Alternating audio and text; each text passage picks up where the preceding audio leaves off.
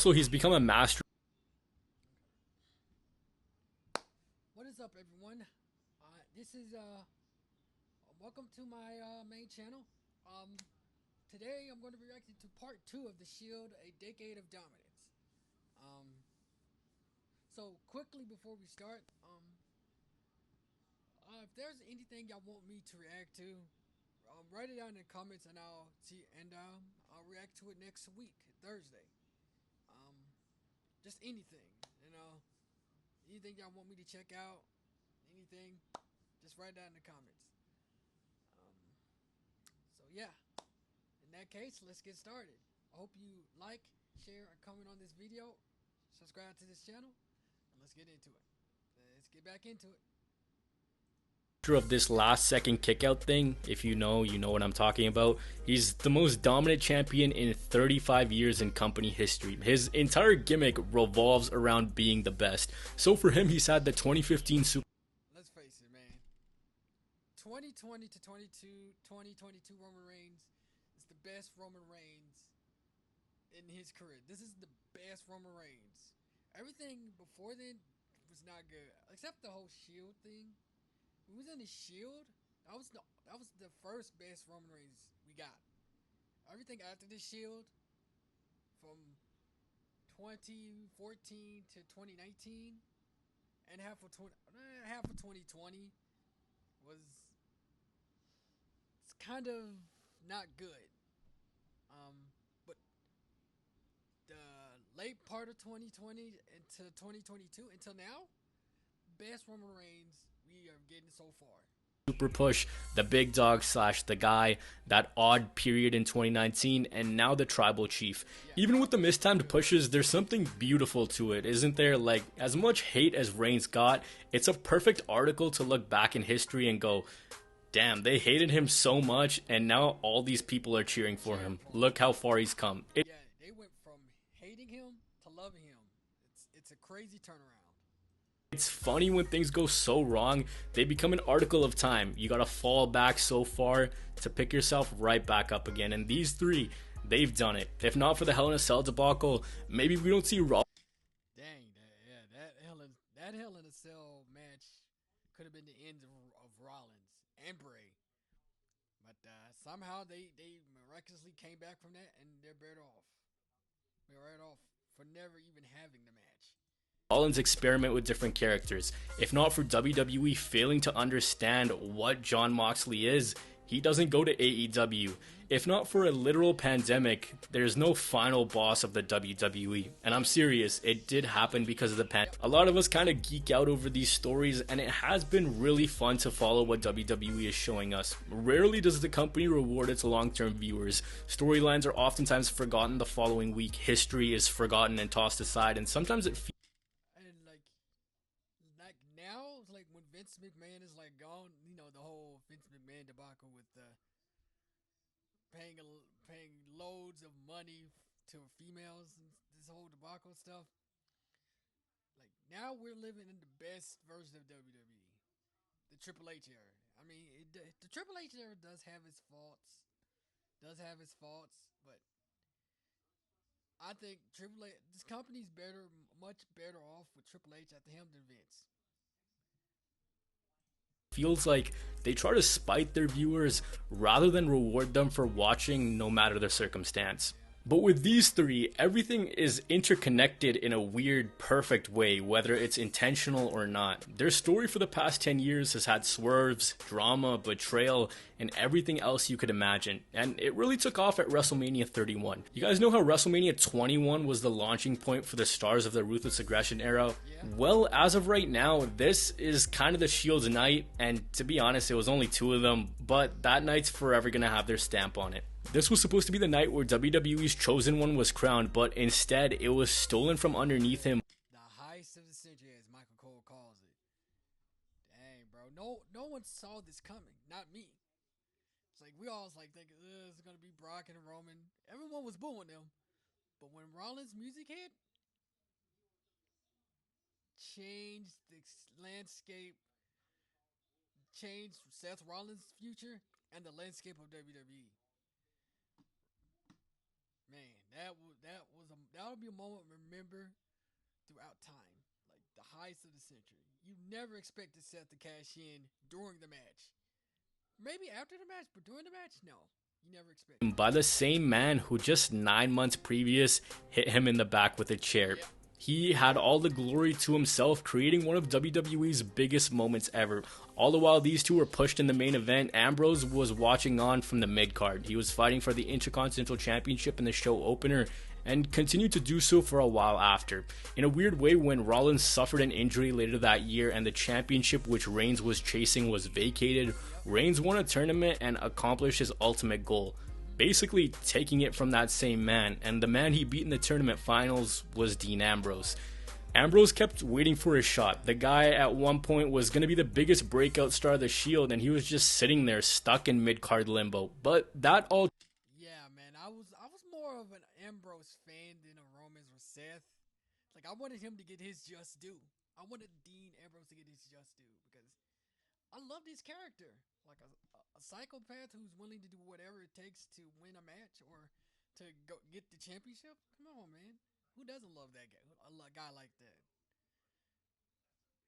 I mean, changed at Money in the Bank 2016, where all three members of the Shield held the WWE Championship on the same night. A returning Seth Rollins beat Roman Reigns for the WWE title.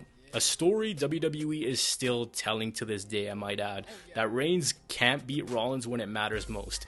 But from behind came Mr. Money in the Bank Dean Ambrose to cash in and poetically pin the man who brought him so much pain, and it was all worth it. He was now the WWE Champion on top of the industry. And now it was his time to shine. He retained that Battleground in the Shield triple threat, which is really weird that this never happened at a WrestleMania, and if it never happens, might be one of WWE's biggest criminal sins ever. Regardless, through this, all three men would reunite here and there, but seemingly every time they did, it's like they were cursed. Someone would get sick, real life would intervene, or something would... Yeah. Every time they reunite, something bad would happen to one of them. It's just sad they never got their like full length reunion. Something just happens. It sucks. These guys were so good, and I hope one day Jon Moxley returns. I mean, it's a low percent chance of Jon Moxley will ever return to WWE again, but one could dream. One could dream. On the Triple H's era, Dean Ambrose, Jon Moxley would be pushed to the moon. It just sucked that the Vince led WWE pushed him out. It sucks. Just go completely wrong. But when Rollins went on his redemption arc, the dynamic between Ambrose and him changed. It's a testament to the work of Seth Rollins and Dean Ambrose that a simple fist bump could mean so much. How is it that a small hand gesture could hold such weight that it gave us this reaction?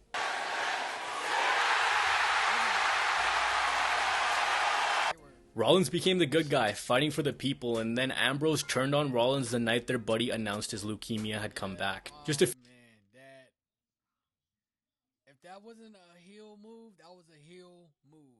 The heelest move of all heels. Dang. Soon as he heard his brother got leukemia, once decides to turn his back. Dang.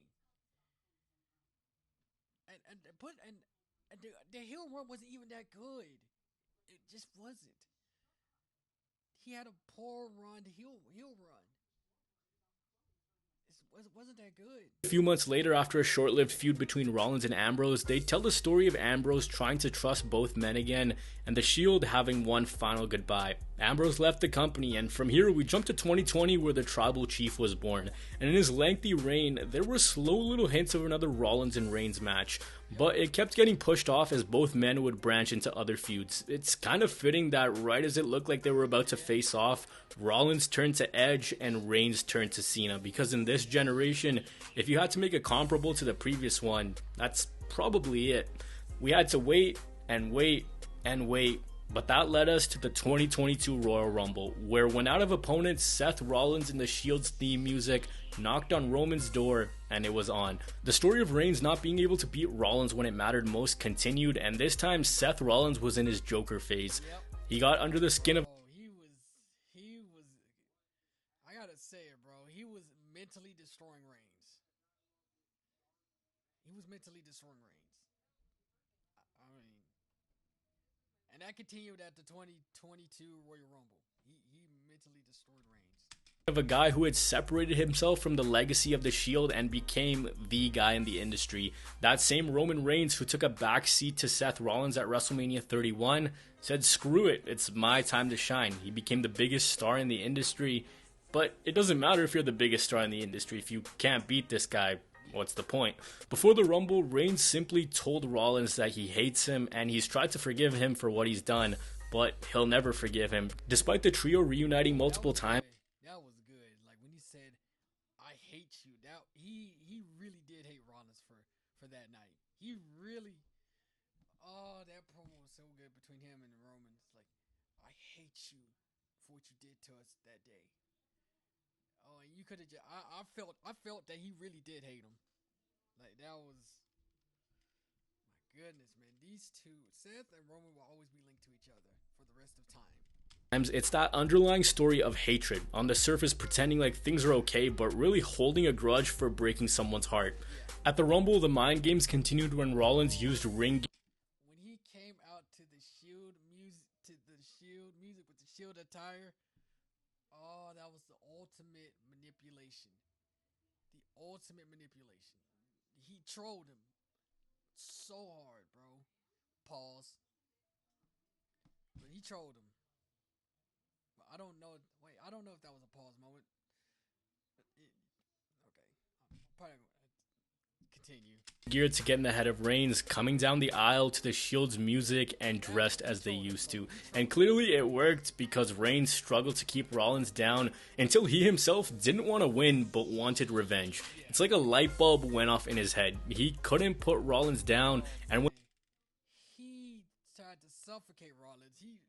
He had him in like the, what was it called? It was this like chokehold submission move, the guillotine, and he didn't let go until he got disqualified. Bro, he wanted him to suffer. Then, then he hit him with the chair. He beat him down after he got disqualified, which was like,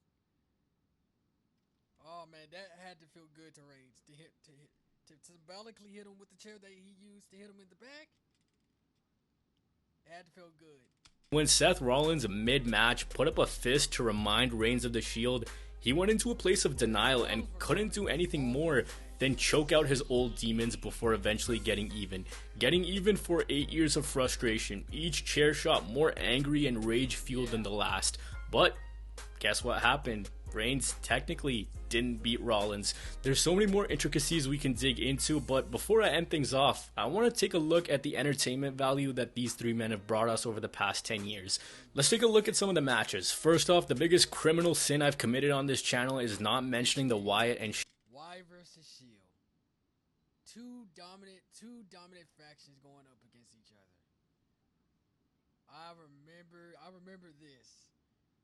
It first started when they were trying to go after Punk and Daniel Bryan, and it just carried on, bro. This was a great feud, by all means, great feud.